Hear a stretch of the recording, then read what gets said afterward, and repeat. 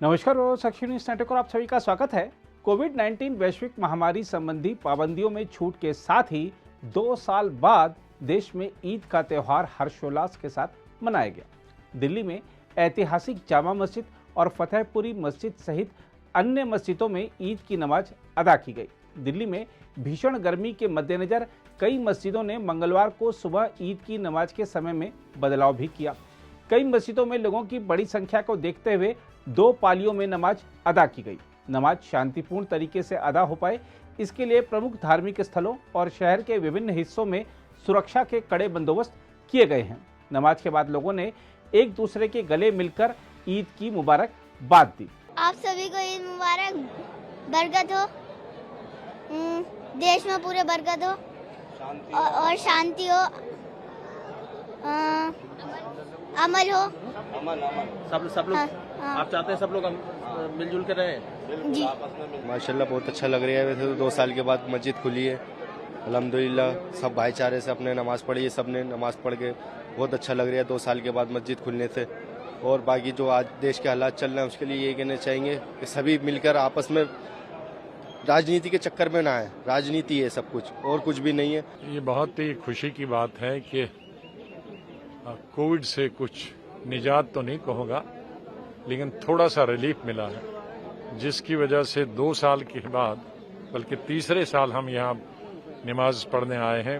पिछले 3 दशकों से हमेशा ईद की नमाज यहीं होती थी और यही वजह है कि आज अंदर का तो सवाल ही नहीं, लेकिन बाहर सड़कों तक लोग पहुंचे हैं क्योंकि जगह नहीं थी अंदर।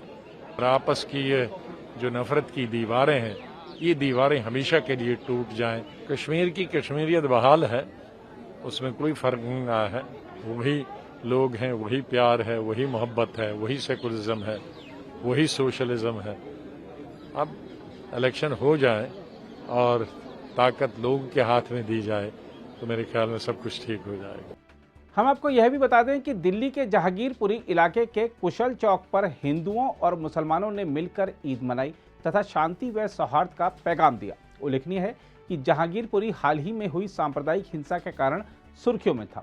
स्थानीय लोगों ने वहां तैनात सुरक्षा कर्मियों को मिठाइयां भी बांटी। पुलिस के मुताबिक ईद के मौके पर उन्होंने सुरक्षा के व्यापक इंतजाम किए हैं। दूसरी ओर कोलकाता से प्राप्त समाचार के मुताबिक भारी बारिश के बावजूद लोग ईद की नमाज पढ़ने के लिए एकत्रित हुए। कोलकाता के रेड रोड पर ईद की नमाज के लिए 14,000 से ज्यादा लोग एकत्रित हुए। इस दौरान पश्चिम बंगाल की मुख्यमंत्री ममता बनर्जी भी उपस्थित रहीं। उन्होंने इस धार्मिक आयोजन का सियासी इस्तेमाल करते हुए कहा कि भारत में चल रही अलगाव की राजनीति सही नहीं है। ममता बनर्जी ने मुस्लिमों को आश्वासन दिया कि ना तो मैं, ना ही मेरी पार्टी और ना ही मेरी सरकार ऐसा कुछ भी करेगी जिससे आप दुखी हों। जो डरते हैं वो मरते हैं, और जो लड़ते हैं वो आगे बढ़ते हैं। डरना नहीं है, लड़ना है। आज देश में जो चल रहा है वो ठीक नहीं है। जो डिवाइड एंड रूल पॉलिसी चल रहा है वो भी ठीक नहीं है। जो आइसोलेशन का पॉलिटिक्स चल रहा है वो भी ठीक नहीं है। हम यूनिटी चाहते हैं, हम सारे जहां से अच्छा हिंदुस्तान हमारा, हम वही चाहते हैं। हम वही चाहते हैं, मजहब यही सिखाता, आपको उसमें वैरी रखना।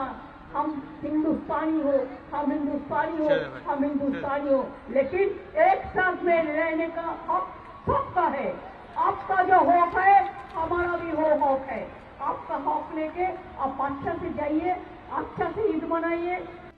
वहीं मध्य प्रदेश के हिंसा प्रभावित शहर खरगोन की बात करें तो वहां प्रशासन ने मंगलवार को कर्फ्यू में ढील नहीं देने का फैसला किया और लोगों से ईद उल फितर और अक्षय तृतीया का त्यौहार घर पर ही मनाने के लिए कहा है। खरगोन में 10 अप्रैल को रामनवमी के जुलूस के दौरान हिंसा हुई थी, जिसके बाद शहर में कर्फ्यू लगा दिया गया था।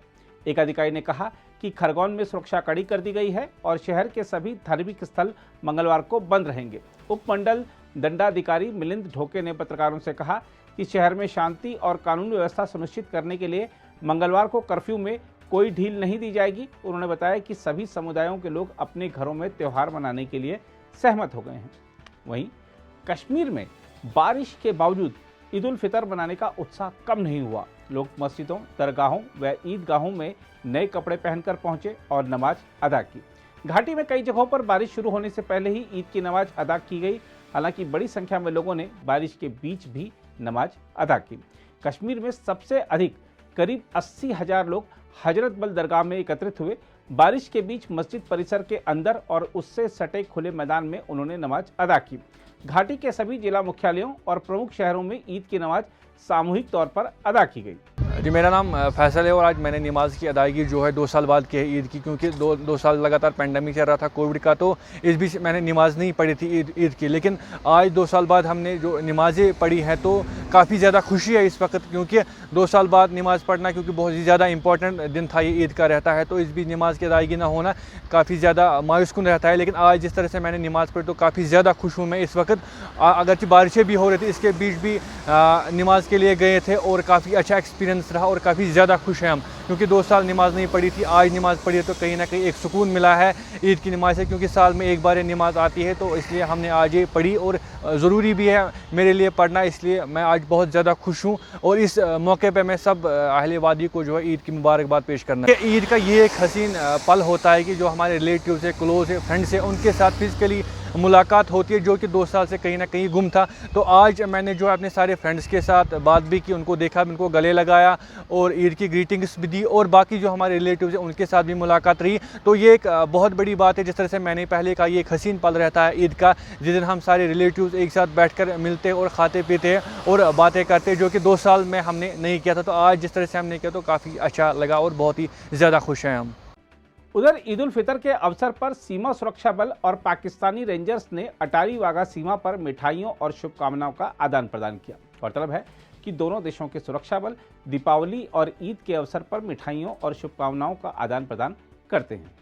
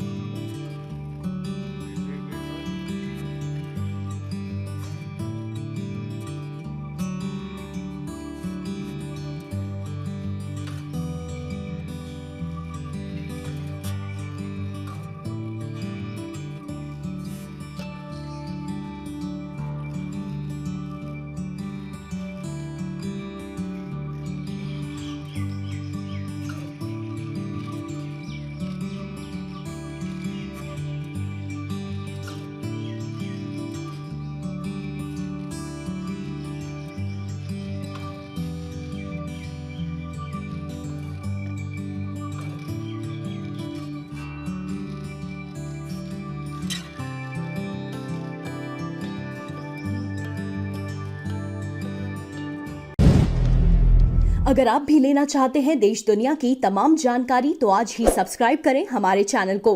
साथ ही नीचे दिए बेल आइकन को जरूर दबाएं ताकि हर अपडेट आप तक पहुंच सके।